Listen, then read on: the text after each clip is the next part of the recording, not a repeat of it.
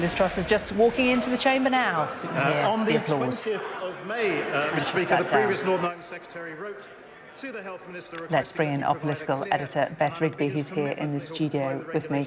Well, there she is. One wonders what's going through her mind, Beth. Well, I think what you would expect in the chamber today is for today, at least, she'll get maximum support from the backbenchers. They'll want to cheer her in and cheer her on.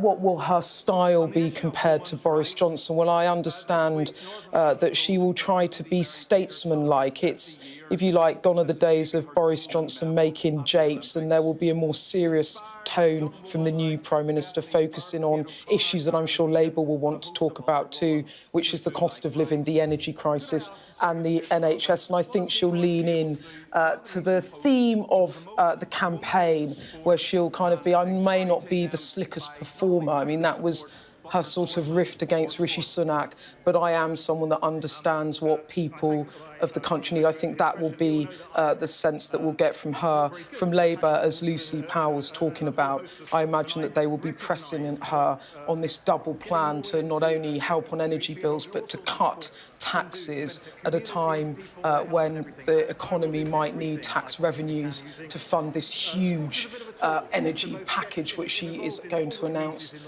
tomorrow. So it's going to be very interesting to see the dynamics between Liz Truss and Keir Starmer. I think there's some quiet confidence on the Labour benches that she'll be an easier person to beat than Johnson. Let's see. Let's listen in. The Speaker's up on his feet. I'd also like to take this opportunity to welcome the new Prime Minister to her place. And I know she will ensure that any statements will be made in the House first. We now come to number one, and we start with Paul Hamilton. Pauletta. Question number one.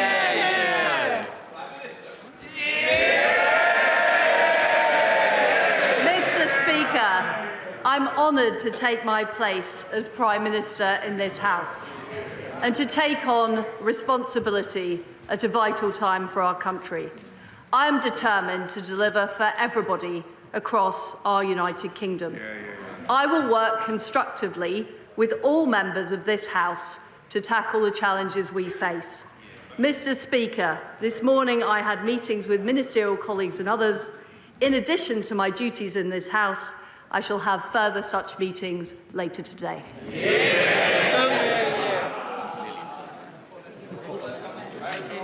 Thank you, Mr. Speaker. Can I warmly welcome the Prime Minister to her place? It's her first PMQ, and it's also mine. In a leaked audio tape, the Prime Minister is heard saying that British workers need to put in more graft, and that they are lacking in skill and application. She also wants to take away their basic workers' rights.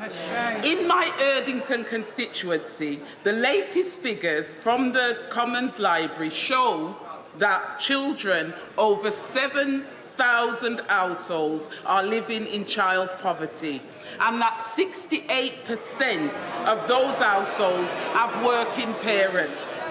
So does the Prime Minister believe that thousands of working parents on low income in my community should just put in more graft? Well,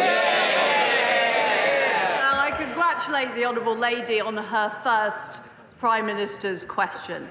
And what I am determined to do as Prime Minister is to make sure we have an economy with high wages and high-skilled jobs.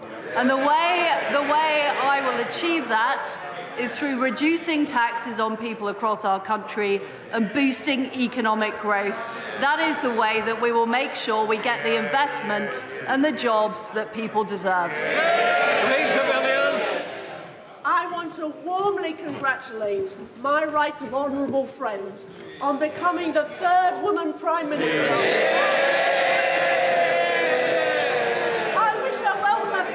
And I want to ask her about pubs today. A pub restaurant in my constituency in Barnet got in touch with me to say they were struggling to find an energy supplier. And the quotes they had got hold of showed that they would be paying a 600% increase in their bill to £320,000. They can't survive that. Will she ensure her plan to tackle the energy price crisis helps businesses in the hospitality sector, which our communities value so much? Well, my right honourable friend is absolutely right. The hospitality industry is vital, and I will make sure in our energy plan that will help support businesses and people with the immediate price crisis, as well as making sure there are long-term supplies available, will help businesses as well as helping individual households. We now come to the Leader of the Opposition, Keir Starmer. Thank you, Mr. Speaker. Can I congratulate the Prime Minister on her appointment? When she said in her leadership campaign that she was against windfall taxes, did she mean it? Very good. Well, I thank the right honourable gentleman for his welcome. I hope that we will be able to work together, particularly on areas we agree on. And I know that we have had strong support from the opposition in opposing Vladimir Putin's appalling war in Ukraine. And I want us to continue to stand up to that appalling Russian aggression that has led to the energy crisis we face now. I am against a windfall tax. I believe it is the wrong thing to be putting companies off investing in the United Kingdom just when we need to be growing the economy. Mr. Speaker, thank you for that answer. I ask because the Treasury estimates are that the energy producers will make £170 billion in excess profits over the next 2 years. The Prime Minister knows she's no choice but to back an energy price freeze. But it won't be cheap, and the real choice, the political choice, is who is going to pay.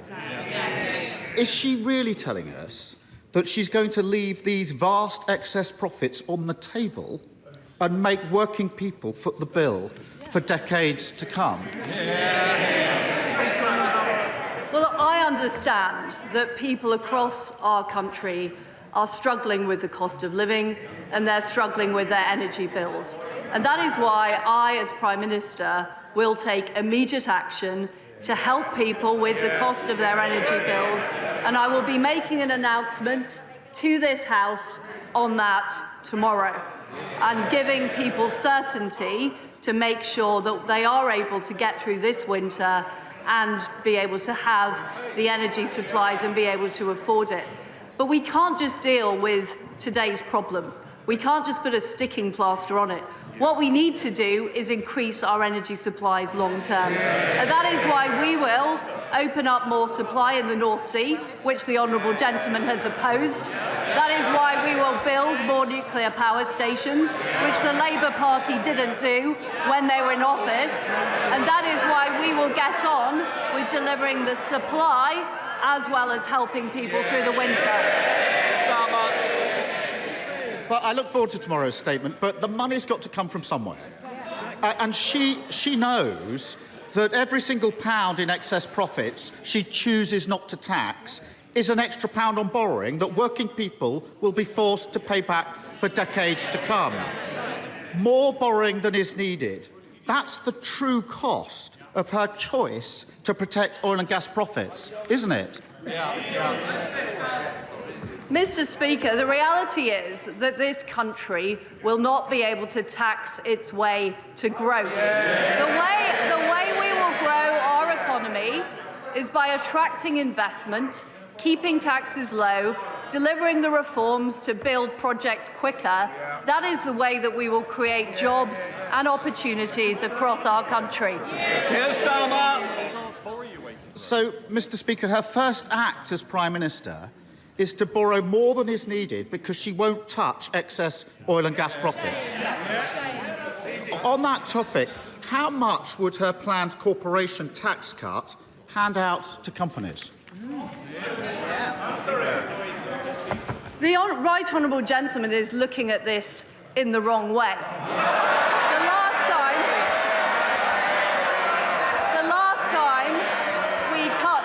corporation tax, we attracted more revenue into the exchequer because more companies wanted to base themselves in Britain, more companies wanted to invest in our country. And if taxes are put up and raised to the same level as France, which is what the current proposal is, and which I will change as Prime Minister, that will put off investors, it'll put off those companies investing in our economy, and ultimately that will mean fewer jobs, less growth and less opportunities across our country. Mr. Speaker, it's extraordinary that not only is the Prime Minister refusing to extend the windfall tax, she's also choosing to hand the water companies polluting our beaches a tax cut. She's choosing to hand the banks a tax cut. She's choosing to hand the banks a tax cut. Add it all together, and companies that are already doing well are getting a £17 billion tax cut, while working people pay for the cost of living crisis, stroke victims wait an hour for an ambulance, and criminals walk the streets with impunity. Families and public services need every penny they can get. How on earth does she think that now is the right time to protect Shell's profits and give Amazon a tax break? I'm on the side of people who work hard and do the right thing. That is why we will reverse the national insurance increase, and that is why we will keep corporation tax low. Because ultimately, we want investment right across our country. We want new jobs and new opportunities. And that is what I will deliver as Prime Minister. Keir Starmer. Mr. Speaker, the Prime Minister claims to be breaking orthodoxy, but the reality is she's reheating George Osborne's failed corporation tax plans, protecting oil and gas profits and forcing working people to pay the bill. She's the fourth Tory Prime Minister in 6 years. The face at the top may change, but the story remains the same. There is nothing new about the Tory fantasy of trickle-down economics. Nothing new about this Tory Prime Minister who nodded through every single decision that got us into this mess and now says how terrible it is. And can't she see there's nothing new about a Tory Prime Minister who, when asked who pays, says it's you, the working people of Britain? Well, there's nothing new about a Labour leader who is calling for more tax rises.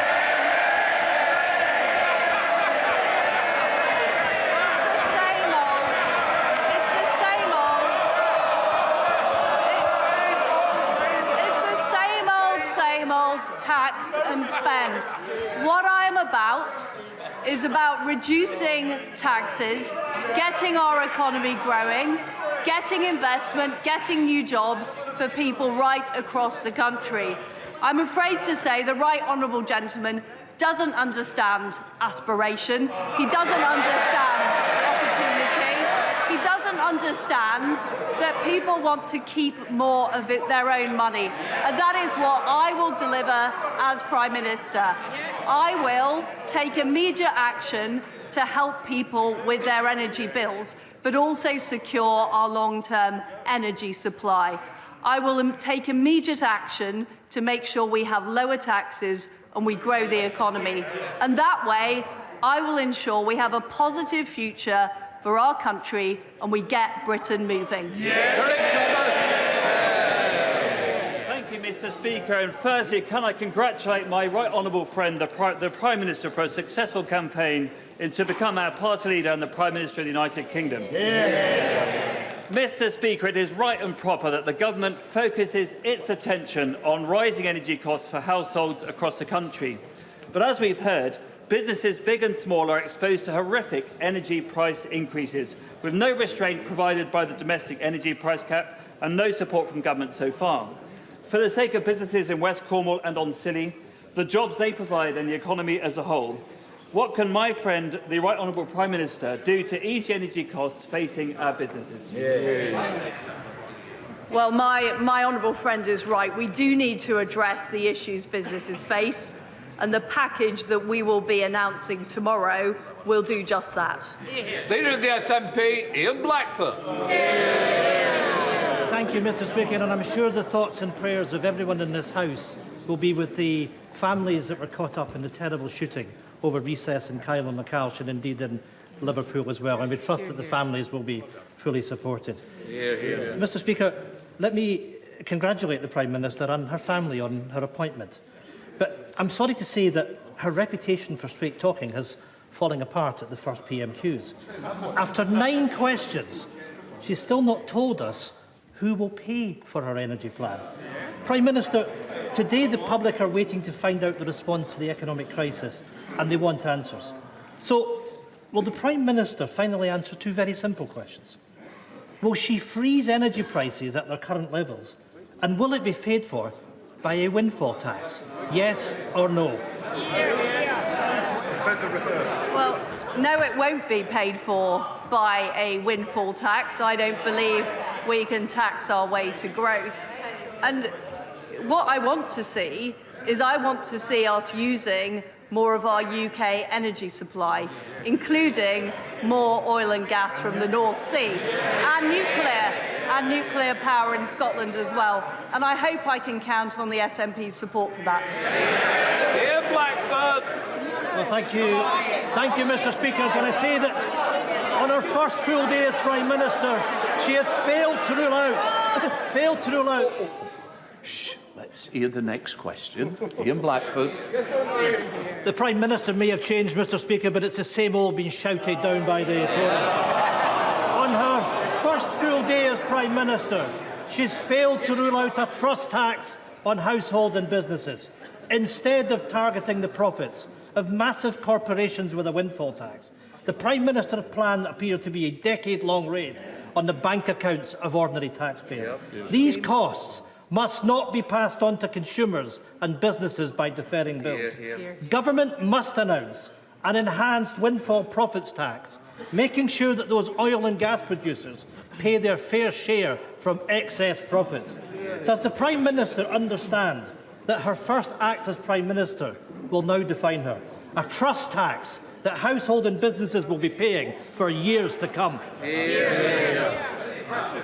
Well, I'm not quite sure what the Right Honourable Gentleman's position is, because on one hand, he doesn't seem to want oil and gas extraction from the North Sea, and on the other hand, he wants them to pay more taxes. Why does he make up his mind?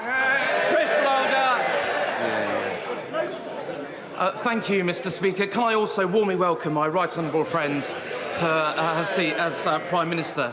Mr. Speaker, Scottish Power, Bulb and E.ON, just 3 of many energy suppliers that say they provide 100% renewable electricity. Yet constituents of mine in West Dorset are baffled that the energy regulator allows those prices to rise on par with oil and gas. Would my right honourable friend confirm that she is on the side of the consumer in her energy policy that we'll hear from tomorrow? Well, I certainly am on the side of consumer, and we need to make sure that we deal with all of the issues in the energy market and the way that energy is regulated. And I will certainly be saying more about this tomorrow. Thank you, Mr. Speaker. The Prime Minister should know by now that many people in the north of Ireland are starving and freezing in their homes. We need a tailored solution for Northern Ireland, but that's much harder to achieve because the DUP are refusing to form a government at Stormont. The new Prime Minister has a choice to make.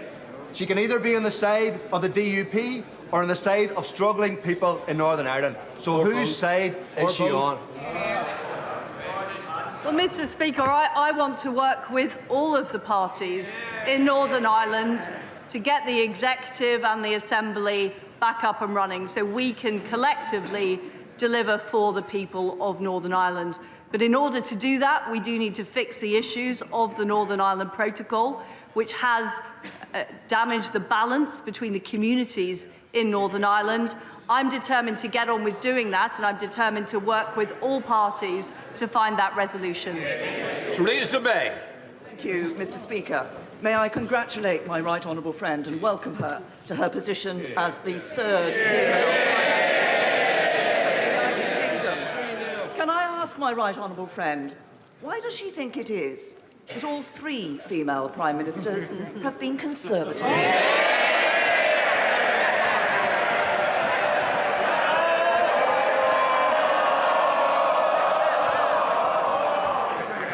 I thank my right honourable friend for her fantastic question. I look forward to calling on her advice from her time in office as I start my work as Prime Minister. It is quite extraordinary, isn't it, that there doesn't seem to be the ability in the Labour Party to find a female leader, or indeed a leader who doesn't come from North London. Yeah. I mean, I don't know what it is. I don't know what the issue is. Thank you, Mr. Speaker. Can I also congratulate the Prime Minister on her appointment? Mr. Speaker, inflation is at a 40-year high. The NHS is on its knees with 6.6 million people waiting for treatment. Thousands of victims of sexual offences and violent crime are waiting for justice. Not to mention passport delays, a summer of chaos in our airports, and our beaches covered in sewage.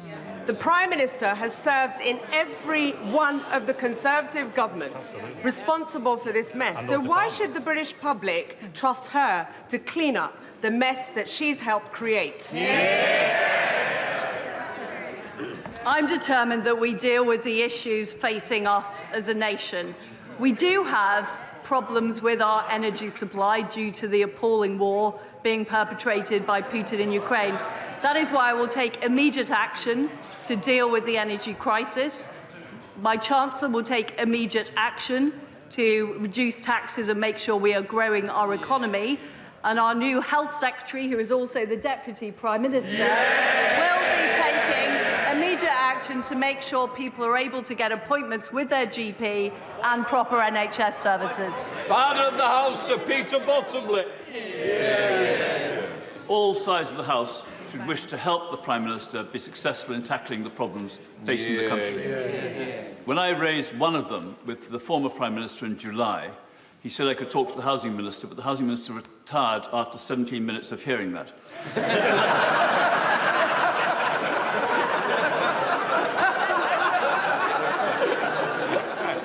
Can I ask the Prime Minister to look to see why the Planning Inspectorate are able to overturn Council's planned protections for green lungs, and will she look at what's happening to the Goring Gap, the A259 in Worthing West and in South Downs constituency, because local councils have no role if they can't protect what matters most to them. Well, I am a bit concerned about offering the honourable gentleman a meeting with the Housing Minister in case any ill should befall him. But look, my honourable friend is right. There is not enough power in local hands at the moment. It is too easy for local councils to be overruled by the Planning Inspectorate, and that is certainly an issue that I'm expecting my Secretary of State for Housing to look at. Hannah Bardell. Thank you very much, Mr. Speaker. According to the Prime Minister's new Deputy Prime Minister, one of the things that qualified her most for being PM and was one of her greatest achievements was the reintroduction of beavers. Now, I'm all for the beavers, but given her flip-flopping on Brexit and given her inability to understand global affairs, how can constituents like mine, like Waz Abbas, whose energy prices are going to go from £7,000 to £37,000 a year, or Broadtext in Livingston, who are going to go from £50,000 to £250,000 a month, have any faith that she can tackle the oncoming humanitarian crisis? Is she going to come out of her den in Number 10 and take real action, or is she going to be as useless and corrupt as her predecessor, who's rocketed off to somewhere in the Pacific? Well, I am determined to tackle the issues we face in energy, and I look forward to the Scottish Government playing their part by building new nuclear power stations. Can I just say I want a nicer Parliament. That was not a good example. I certainly don't want to use corrupt being used against the new Prime Minister. And I'm sure the honourable member... Just... I'm sure the honourable member will withdraw it. Just withdraw the comment. Sometimes the truth hurts, but I'm happy to withdraw Pretty sure. Right. Victoria Atkins. Thank you, Mr. Speaker. May I warmly congratulate my right honourable friend. May I welcome her to her place. But may I also wish her the very best in the heavy responsibilities she now bears. Around 1.5 million households across the countryside rely on heating oil in order to keep their homes warm and to cook their meals. They have faced price rises of around 130% in recent months, and they are not part of the energy price cap. As rumours abound about what tomorrow's statement may hold, will my right honourable friend confirm that those 1.5 million households, many of them in rural areas such as my own constituency, will be specifically included in any mooted ideas about an energy price freeze? Well, my honourable friend is right, and many of my constituents too rely on heating oil for their fuel, and we need to make sure that we are looking after everybody in this very, very difficult winter that we're facing. Martin Day. Thank you, Mr. Speaker. Members may be familiar with the work of Bowness firm Ballantyne's Castings, an iron foundry in operation since the 1820s, which in recent years has done much work around the parliamentary estate. Without the protection of an energy price cap, this specialist SME is witnessing unaffordable costs, with bills rising from £13,000 to £120,000 per month. Heavy energy users face a disproportionate burden and clearly need more support than other businesses. What will the PM do to protect our strategically important and energy-intensive industries? Well, I very strongly agree with the honourable gentleman that there are strategic industries that we need to make sure who use a lot of energy. We need to do all we can to help them become more energy efficient, but we also need to make sure that they're able to remain competitive in the global marketplace, and that is certainly something the Energy Secretary is looking at in preparing this package. Dr. Kieran Mullen. Can I congratulate the Prime Minister on her appointment and tell her I know my constituents wanted to succeed at a difficult time. Outside of the immediate challenges of energy and inflation, levelling up remains a priority for them. One way to demonstrate her commitment to levelling up would be to choose a town like Crewe to host Great British Railways. Can she ensure that levelling up is at the heart of that decision? Give it to Crewe. Well, Crewe is, of course, a great railway town. My honourable friend is absolutely right. I'm not going to prejudge the decision that will be made, but what I will be doing as Prime Minister is absolutely focusing on levelling up and making sure we're attracting the investment and growth into parts of this country that have been left behind, so they have their fair share of opportunity. Alex Davis-Jones. Mr. Speaker, the new Prime Minister is now finally in post. But make no mistake, she does not have the support of the British public. She can't even rely on the backing of her own MPs. And people in Pontypridd will never forget that she played a key role in a government that failed millions.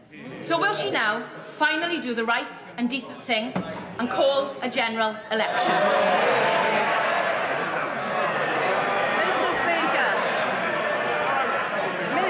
Mr. Speaker, as a country, we are facing a very serious crisis in energy caused by Putin's war in Ukraine. We are facing... Hold on. One of the members for Stoke is getting very carried away. And I know as a former teacher he wants to show better behaviour than he's showing at the moment. Come on, Prime Minister. Mr. Speaker, we are facing very serious issues as a country, partly as a result of the aftermath of COVID, partly as a result of Putin's war in Ukraine. What the British people want is they want a government that's going to sort it out. And that is what I'm determined to do as Prime Minister, sort out the energy crisis, get our economy going, make sure people can get doctor's appointments. That's what I'm focused on. Nick Fletcher. Mr. Speaker, I would like to congratulate my honourable friend for her position as Prime Minister, but I'd also like to thank her for the support of my campaign to keep Doncaster Sheffield Airport open. Would she now help further right into South Yorkshire Mayor Oliver Coppard and Peel Holdings Chairman John Whittaker to remind them of their powers, duties and responsibilities to the people of South Yorkshire and beyond? And will she use the full weight of her office on these decision makers so as to keep our Doncaster Sheffield Airport open? Well, regional airports, including the Doncaster Sheffield Airport, are a vital part of our economic growth. And what I will make sure is that the new Transport Secretary is immediately onto this issue. I know she is, I can tell. Look, she's already contacting the people in Doncaster and Sheffield to make sure we do protect this airport and we protect that vital infrastructure and connectivity that helps our economy grow. Helen Morgan. Thank you, Mr. Speaker. And I'd also like to welcome the Prime Minister to her new post.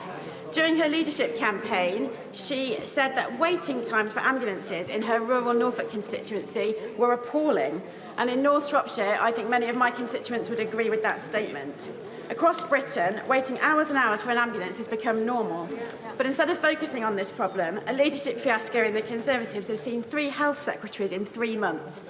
Will the Prime Minister get a grip on this grave situation and commission the CQC into investigating the causes of and the solutions to the ambulance services delays before the service in crisis faces the additional pressures of an oncoming winter? People should not have to wait as long as they are for ambulance services, and my new Health Secretary is immediately tackling this issue. She's already laid out her priorities, and sorting out the ambulance service is one of them. Dame Caroline Downage. Speaker, can I also very warmly welcome our new Prime Minister to her role and indeed the whole of her front bench. September is Childhood Cancer Awareness Month, and as she knows, cancer is still the biggest killer of children under the age of 14. So I wonder if she could restate her government's commitment to publish a cancer 10-year strategy, but also embedding a childhood cancer mission at its very heart.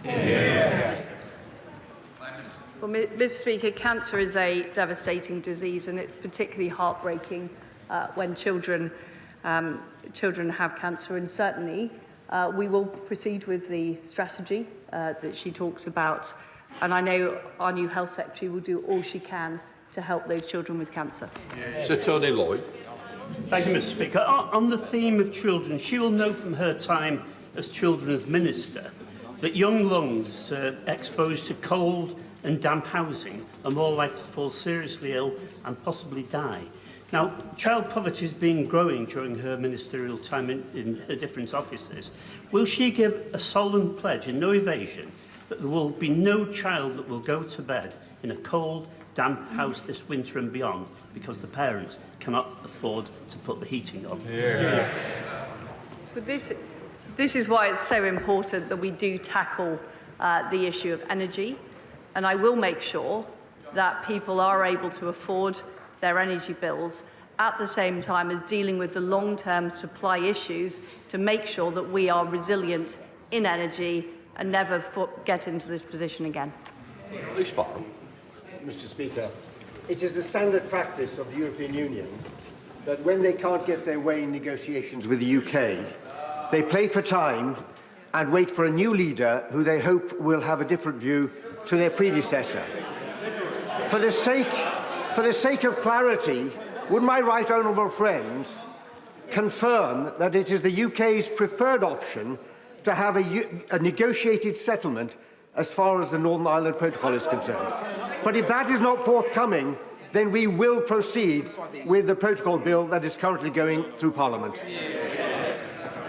Well, first of all, can I thank my right honourable friend for his service as Northern Ireland Secretary. He is absolutely right. We need to resolve the issue of the Northern Ireland Protocol. My preference is for a negotiated solution, but it does have to deliver all of the things we set out in the Northern Ireland Protocol bill. And what we cannot allow is for this situation to drift, because my #1 priority is protecting the supremacy of the Belfast Good Friday Agreement. Rachel Hopkins. Mr. Speaker, the new Prime Minister tells us she will deliver on the NHS. Well, that's a turn up for the books, because after 12 years of Conservatives driving our NHS into the ground, we have record waiting lists, people dying in ambulances outside A&E, and nurses using food banks. So given the Prime Minister has served in the past 3 Conservative governments on that watch, can she explain why we should trust her to deliver? I mean, I don't agree with the way she is talking down our National Health Service. The fact is that our health service did brilliantly in tackling COVID, in delivering the vaccine rollout, and in getting this country back on its feet. But we do face challenges now with the backlog following COVID. And this is why the new Health Secretary is going to work to address those challenges. Jeremy Wright. Speaker, I congratulate my right honourable friend on her appointment and recognise her determination to address the many urgent and difficult challenges that face us now. But would she accept that one of those challenges is an almost entirely unregulated online space? And would she accept, too, that no responsible government can avoid the need for excellent, balanced, sensible regulation in this space?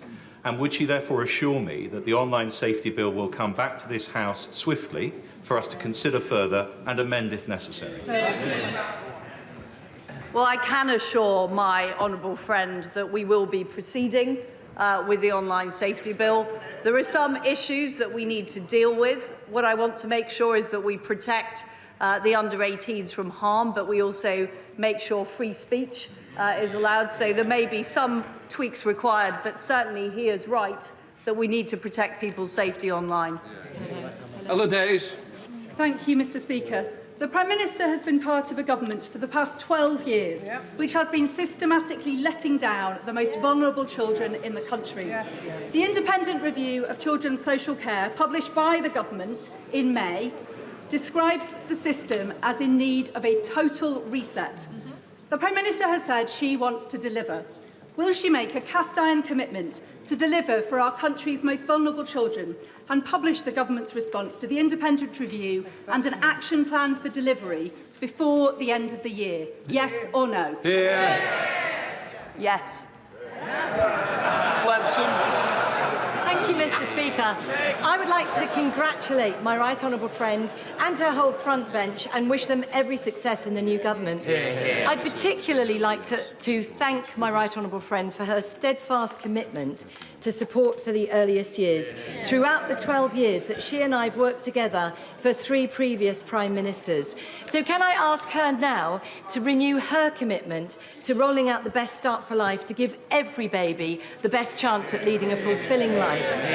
Prime Minister. My right honourable friend has done such a fantastic job championing this issue, developing the policies, and I am committed to following through and delivering for children, because what we know is intervening early, helping children early is the best way to help those children have a successful childhood and ultimately a fulfilled life. That ends PMQs.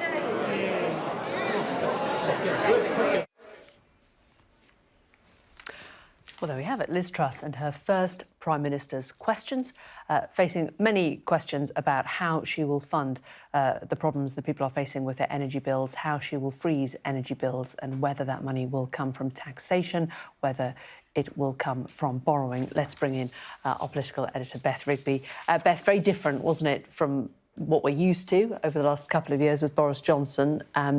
Less combative in many respects, more ideological, less personal.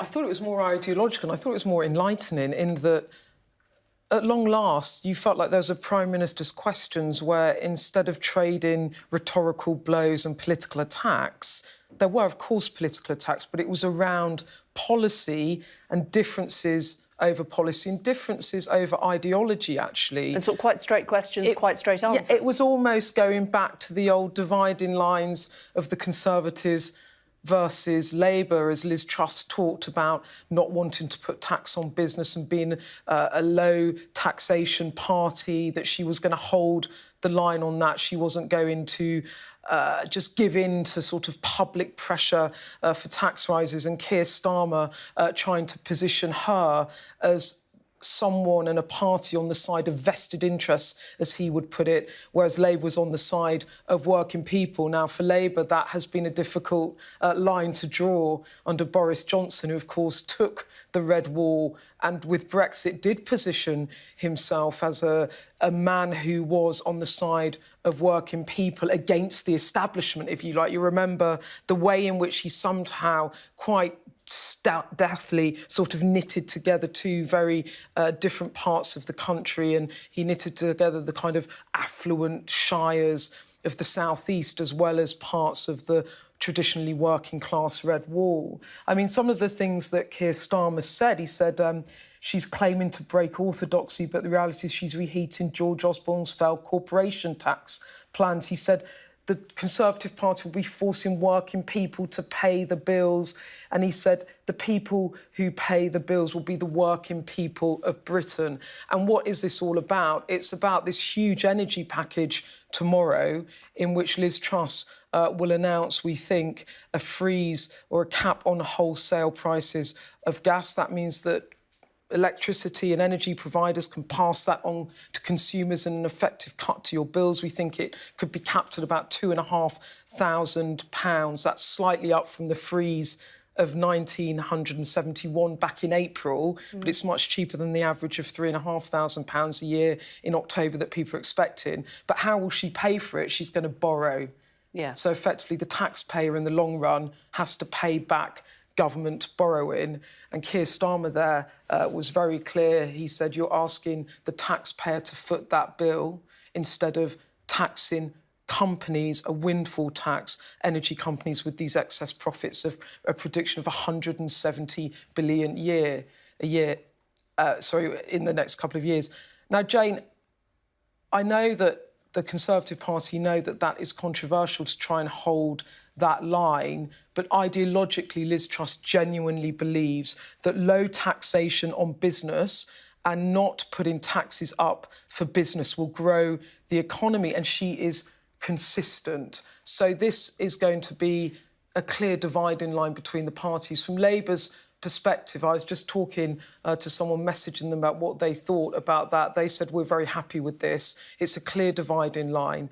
And as far as they're concerned, British people don't like borrowing going up to fund these things. So Liz Truss clearly prepared to do something that's publicly really unpopular because it's what she believes. OK.